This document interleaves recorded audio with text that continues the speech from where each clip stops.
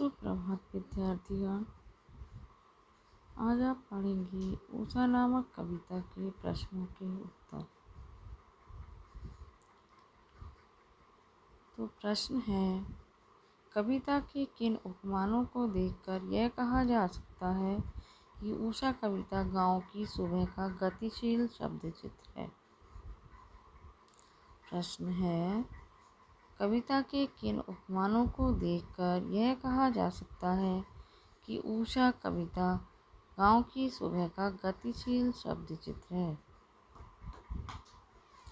उत्तर है, कविता में नीले नभ को राख से लीपे चौके के समान बताया है।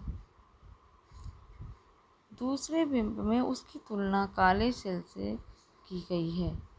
दूसरे बिंब में उसकी तुलना काली सिल से की गई है। तीसरे में स्लेट पर लाल खड़िया चाक का उपमान बनाया है। तीसरे बिंब में स्लेट पर लाल खड़िया चाक का उपमान बनाया है। लीपा हुआ आंगन काली सिल या स्लेट गांव के परिवेश से लिए गए हैं।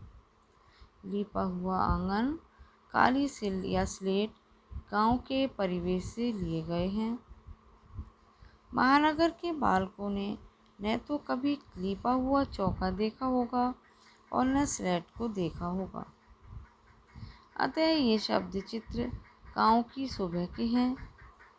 जहाँ तक गतिशीलता का प्रश्न है, तो गांव में पहले चौका लीपा जाता है, तभी सिल का प्रयोग होगा और उसके बाद ही बालक के हाथ में स्लेट दी जाएगी।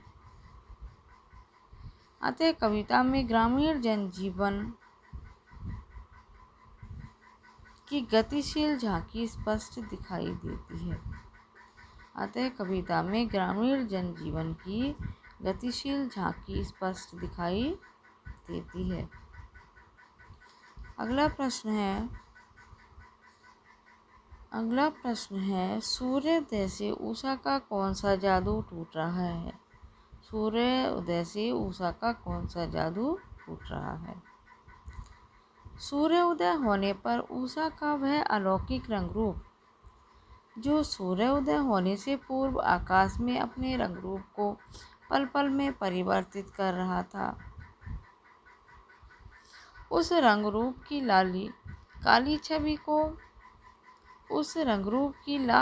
छवि को पकड़ने के लिए कवि ने अनेक उपमानों का प्रयोग किया है।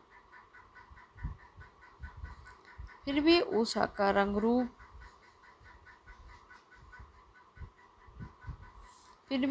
के रूप का जादू पूरी तरह प्रकट नहीं हो पाया। यही अवर्णनीय सौंदर्य सूर्योदय बेला में नष्ट होने लगता है। यही अवर्णनीय सौंदर्य सूर्योदय बेला में नष्ट होने लगता है। एक बार फिर, सूर्योदय से उषा का कौन सा जादू टूट रहा है। सूर्योदय होने पर उषा का वह अलौकिक रंग रूप जो सूर्योदय होने से पूर्व आकाश में अपने रंग रूप को पल पल में परिवर्तित कर रहा था, उस रंग रूप की लाल काली छवि को पकड़ने के लिए कवि ने अनेक उपमानों का प्रयोग किया है। फिर भी उषा के रूप का जादू पूरी तरह प्रकट नहीं हो पाया। यही अवर्णनीय सौंदर्य सूर्योदय बेला में नष्ट होने लगता है।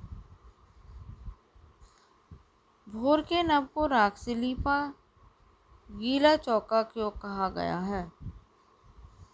भोर के नभ को राख से लीपा हुआ गीला चौका क्यों कहा गया है। उत्तर है, भोर का आकाश पीली राख के रंग के समान गहरा स्लेटी होता है। नीली राख के रंग के समान गहरा स्लेटी होता है।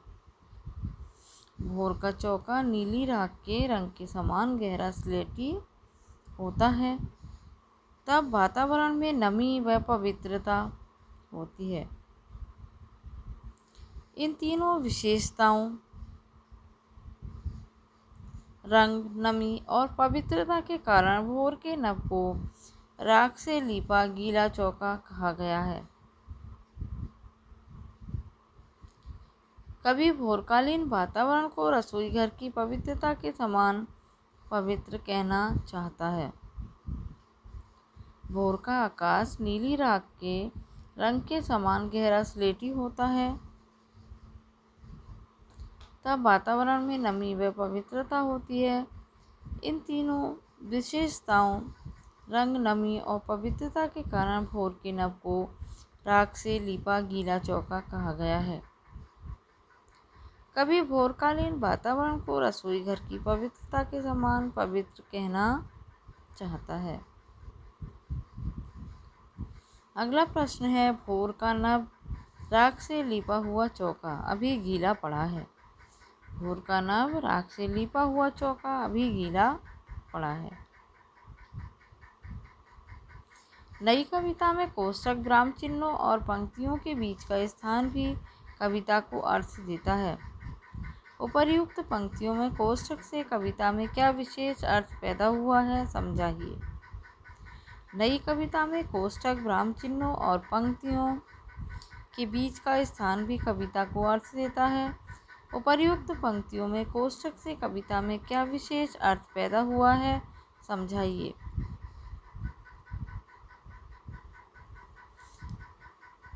उत्तर है, नई कविता प्रयोगधर्मी है।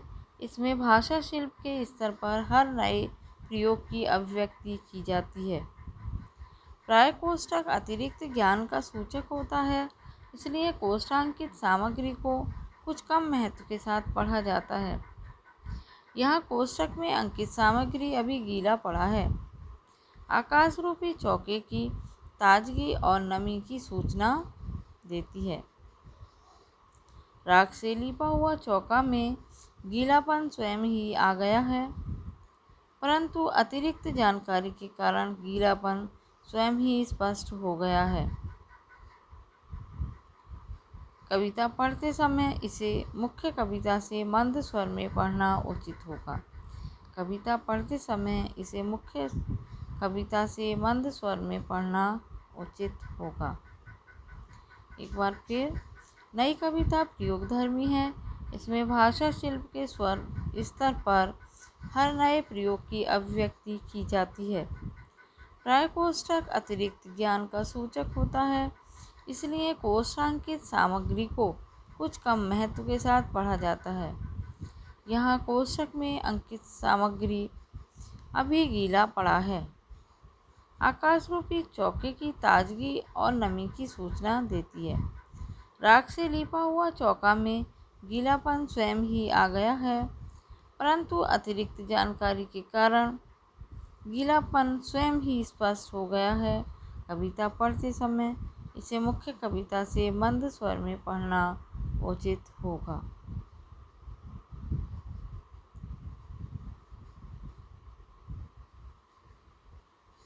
धन्यवाद।